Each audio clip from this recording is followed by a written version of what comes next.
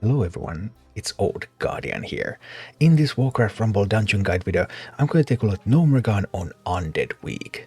And Gnomeregan and Undead Week is a very fun combination because this is one of the easier dungeons and Undead are quite powerful, so actually I have been able to clear this on Red difficulty on both Baron and on Talnos using the same army, so it will work with Sylvanas as well, and that's with no talents whatsoever. And this is the Blood Mage Talnos army that I cleared Red difficulty with, so it's currently at 12.6 average level after the upgrade, clearing a 14.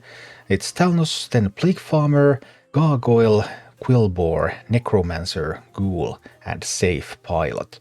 So overall in this dungeon it's generally preferable to have a lot of Undead minions, especially if you can get the Undead Relics. The one that summons skeleton mages when you play Undead minions is downright bonkers, and that's actually how I cleared this Red dungeon with, and I have also done Orange without any useful relics, so yeah, that's also doable. If you don't have any useful relics, then you don't have to play as many Undead, because then this Gargoyle is a key minion in the first two bosses, and the third boss is kind of free anyway, and Gargoyle just destroys those. But instead of Gargoyle, you could use Goblin Sappers, and you could use Meat Wagon. I think Gargoyle is the best option, although some people do swear by Sappers, and Meat Wagon is kind of the last resort if you really don't have anything else. But one of those three, you need one of those three to handle them. And then there's this slot, where I currently have the Necromancer, but I also did this with a Pyromancer in that slot. A little bit cheaper, still does quite a bit of range damage, but it's not an Undead, so if you get the Skeletal Mages relic, then it's better to have multiple Undead here. Then also Quillbore, some distraction, Safe Pilot also, some responsiveness, a couple of unbounds, always good to have a couple of unbounds. Plague Farmer, I've also used Bat Rider sometimes, but Plague Farmer is superior because of the Undead bonuses, just AoE damage, and Ghoul is a cheap tank, and this comp works with either Talnos, well, it works with all leaders basically. And the first boss is Crowd Pummeler. Crowd Pummeler's attacks can knock your units overboard, claims on Gnomish engineered protection for your assault. So there is some protection available, and also flying units don't care about being knocked overboard. When other minis get knocked overboard, they die, but if your Gargoyle gets knocked overboard, well, it's just going to chill and fly right back to beat Crowd Pummeler some more, and that's why Gargoyle is my favorite damage dealer for this particular fight. Other than just having the Gargoyle, what I like to do in this map, I like to take this Meeting Stone, so I will get access to this chest and I will control these gold nodes. So from here it's really good to launch assaults both ways. There's this Gnomish protection that spawns over here and over here. You want to pick up those and don't let the enemy pick them up, although it's not a disaster if they pick up some. And also grab that chest when you can. And once you have control of the stone, it's easy to start launching assaults here. The boss is going to do a whirlwind style attack that throws your minis away, so if you have some range damage, and then you can bait those whirlwind attacks with some unbounds, for example, so that your range minis have more time to shoot at it, then that's awesome. And that's pretty much the first boss. The second boss in Gnomeregan, Electrocutioner, is generally the most difficult boss, because oh boy, Electrocutioner is pretty hard to approach, and then there's two towers on the way, and those towers are surrounded by poisonous clouds that deal damage to all the minis that enter, and you're also under a lot of pressure, so overall just a pretty problematic map, but nothing that cannot be handled. And in this map, these rocket towers are a huge pain, because if you go in the middle, the rocket towers are going to shoot at you. If you go on the sides, they will shoot at you. They're also surrounded by poisonous fumes, so all minis in that area, your minis will take damage. Yeah, this is just a really painful map overall. The key to winning this map is first you need to get either of the rocket towers. Preferably you take the one on the left, because that will give you uncontested access to this gold vein. But if there's a huge push coming from here and you're able to stall it over here, then sometimes it's okay to take the other one. And to take those, well, Gargoyle is the one that I prefer. Gargoyle is great. Sappers can take them. Even level Sappers can take down the tower immediately. If your Sappers are lower level than the tower, then you might need something more to actually get the job done. Also, if you use Sappers, it's important to note that the tower is going to shoot, and if you just send Sappers out there with no other protection, the tower shooting is probably going to catch the one Sapper. So only one Sapper is going to get through and it won't kill the tower. So you need to drop something like an unbound here in the middle, so the tower's attention goes there, and then drop the Sappers so that you can actually get it out. But I prefer Gargoyle over Sappers in this one. Once you have both towers, you really want to take both towers. That will give you access to this gold vein, and then you also have pretty good access to the chest in the middle. Then it's time to start pushing at the boss, and the boss deals a lot of damage. So you actually do want to use all 3 lanes if at all possible, so that the boss's attention will switch over from one place to another and you will get some damage in from various sides. But this is really the most difficult map out of these 3. And then there is the third boss, Mekgineer Thermaplugg, and this is a really weird one, because Mekgineer Thermaplugg cannot be damaged directly, you just can't deal any damage. You have to summon walking bombs, and you summon walking bombs by breaking these prisms on the map, and whoever breaks one sends a walking bomb to the enemy base. So if the AI gets to break them, those bombs are going to your castle. If you break them, those bombs are going to Mekgineer Thermaplugg. And it's just, you're trying to keep board presence, you're alternating your attention between left and right sides, and you're just sending troops out, so that you cover as much ground as possible and you get to break more stuff than the opponent. So these amp switches cannot be claimed by flying, summons a walking bomb when captured. These spawn 3 on both sides, and you just keep sending troops, try to keep presence all over the map, and try to mine these when you can. And when you're playing with the regular resolution, it's just going back and forth like endlessly. This is where the extended resolution that you can do with emulators can be really useful, but you can do this even if you're playing on mobile or with basic settings. So that's Gnomeregan in a nutshell. And now let's go take a look at an orange difficulty clear with Sappers and a red difficulty clear with some relics and with gargoyles in action. So here we go, 12.4 against 13 with Talnos, and let's blast some bosses away. Leader against a level 1 deployed seems like a perfect fine thing to pick against Crowd Pummeler, and let's blast it. So here we go with Talnos. Remember to click the switch if you want your troops to go to the meeting stone. I sometimes forget, and that is a little bit awkward. But I want to grab the meeting stone. I also want to send somebody out there where the protection device is going to spawn, because I know that it will spawn at the start of the game. And there, now we managed to get that one, and we start contesting the chest. Sometimes the AI starts more attacks on the chest, and then you need to maybe send some more troops out there, but it varies. This time I actually lost the stone, even though I got the chest, so this wasn't the best of openers. But it's okay, things don't always go exactly your way right from the start, and not everything happens according to plan, but it's still fine. You can, in many cases, still recover.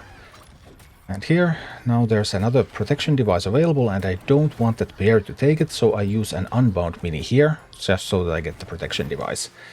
Unbound actually Quillboar isn't really dealing a lot of damage, so it's facing a pretty awkward matchup there. But the most important part was not to give the bonuses to the opponent, and that also resulted in quite nice pyro turn there, because Pyro was able to grab all the chickens.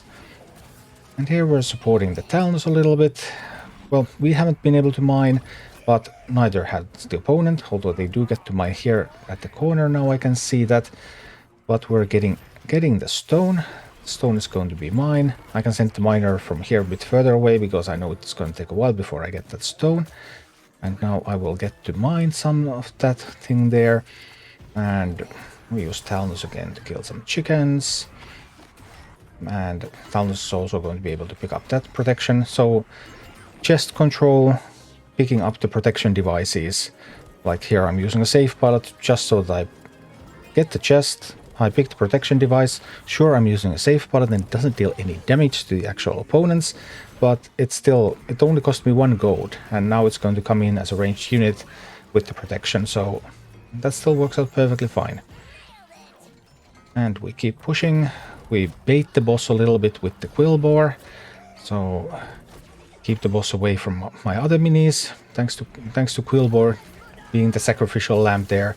So our ranged units, in this case, it's pretty much Talnos doing a lot of work here. But it could be the Pyromancer if I was not playing Talnosis here. Like if I was doing it with Revender, also Revender could go in and shoot, and even the Sappers got in at the end, and that's a win over the first boss. But the real challenge is coming up next. So get another relic option. 3 less active minis is not that great. Summoning something when I have 1 squad is not that great, so tank mini with 1 less gold. That's gonna be the selection. And orange difficulty. Electrocutioner coming right up. And here we go. Let's try to Quillbore in the center. That's going to take the attention of the towers, which means that I get to do some sappers.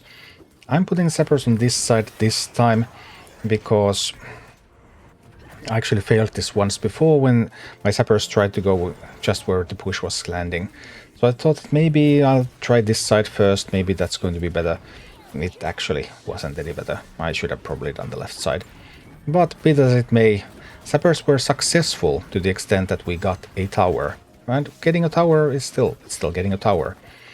Now we're sending in more sappers, but this time they actually barely make it. Usually they don't. So I should have distracted there with the Quillbore, I believe.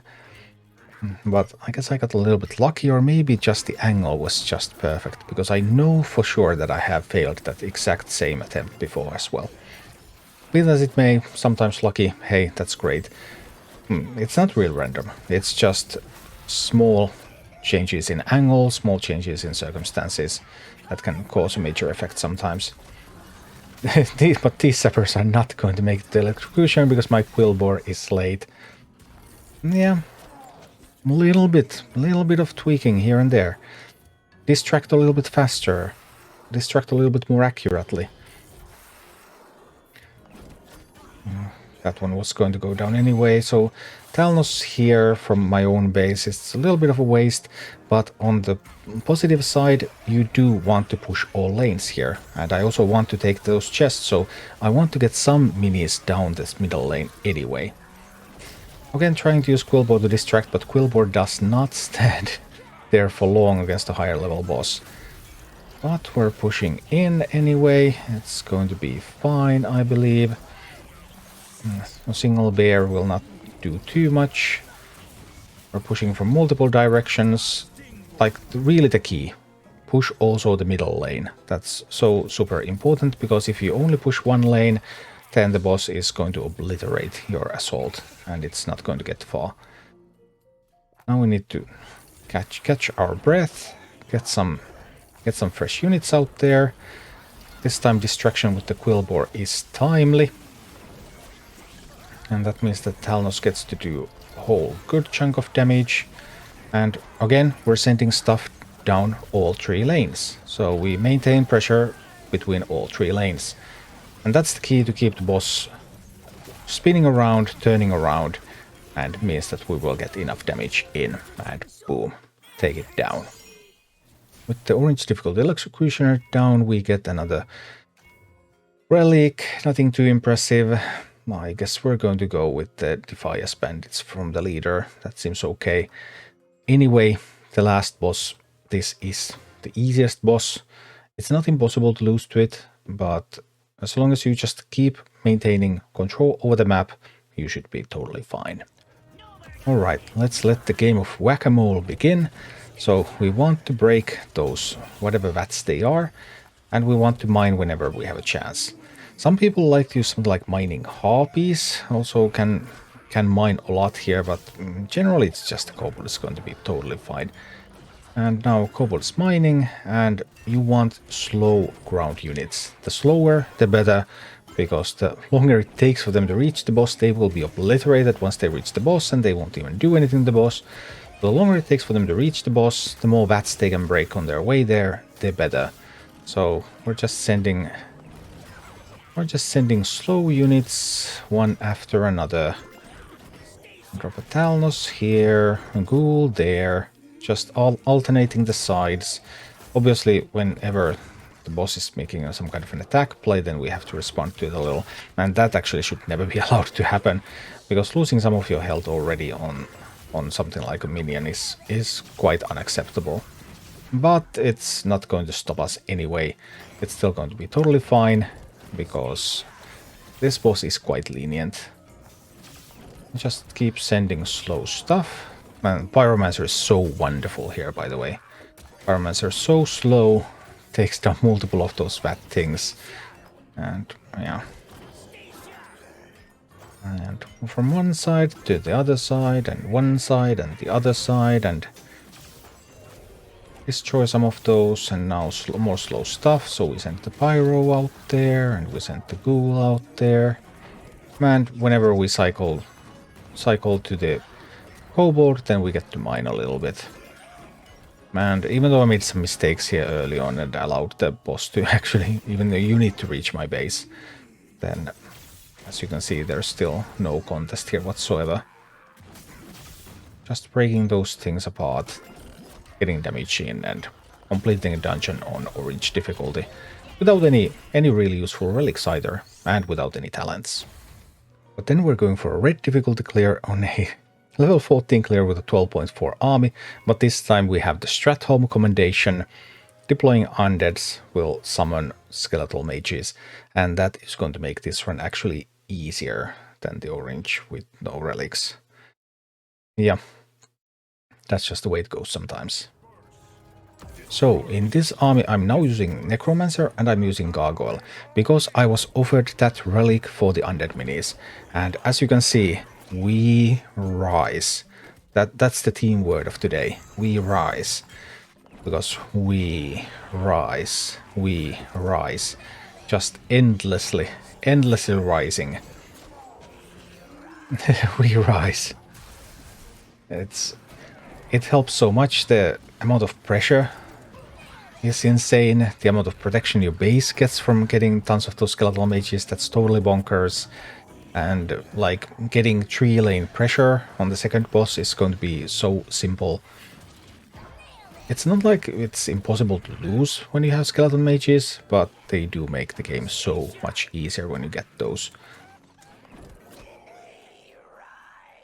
And obviously there is always a chance, like if you don't get it immediately, you can't re-roll a relic. You get a new relic when the difficulty changes or the following daily reset. But if you don't have one today, you can come back and check tomorrow that maybe you have the skeletal mages, and it's going to make life so much easier.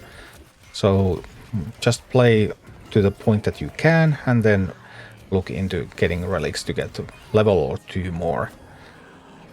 Because obviously once it's 3 levels, 4 levels, then it starts to be almost impossible for minis to do anything. But here we can also see the beautiful effect of the gargoyles. Because see that gargoyle is flying in, and yeah, it gets knocked back, but it just keeps flying in again. It cannot be destroyed by knocking it back, and eventually it will damage the boss enough. Its gargoyles are also really sturdy. Like the Griffin Rider is one of the few things that can kill them. I'm actually right now thinking that I should do something about the Griffin Rider, but I was a little bit late there.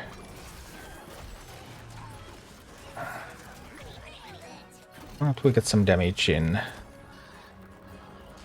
Boss is already not looking healthy, and it just dies.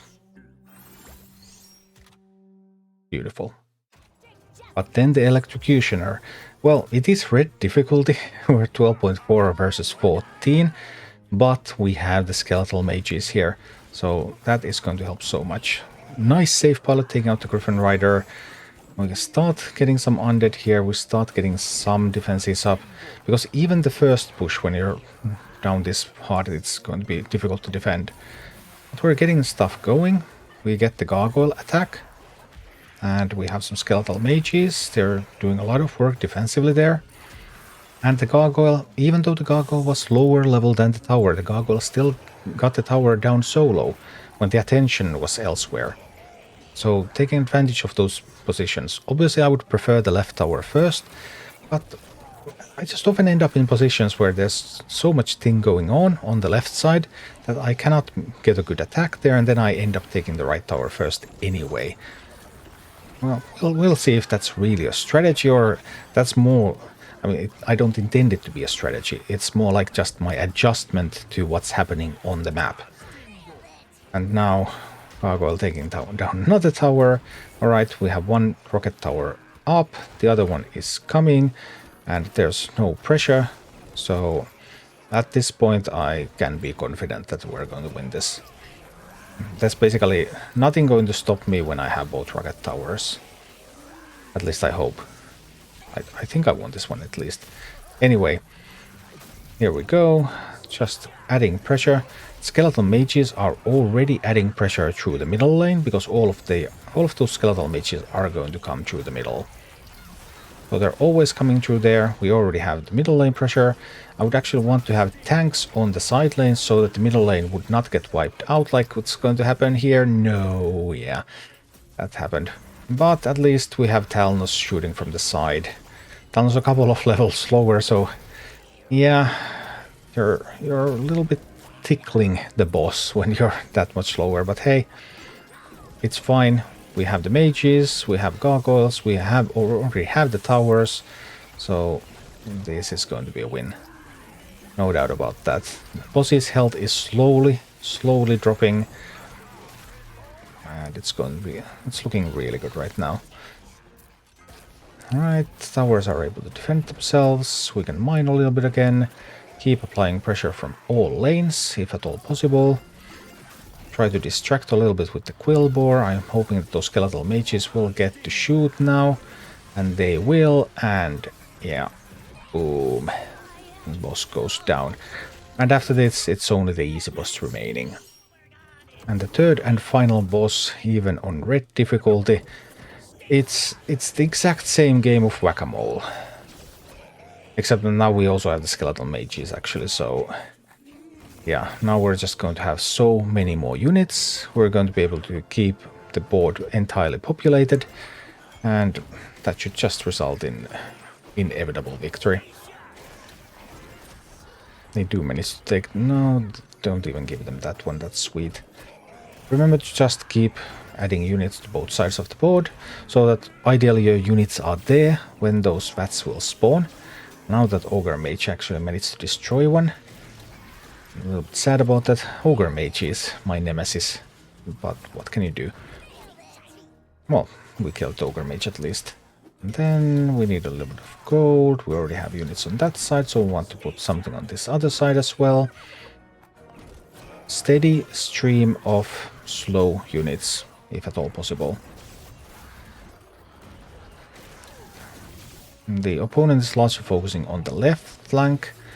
They are getting some of the vats from that flank, but nothing too major. It all looks perfectly fine to me.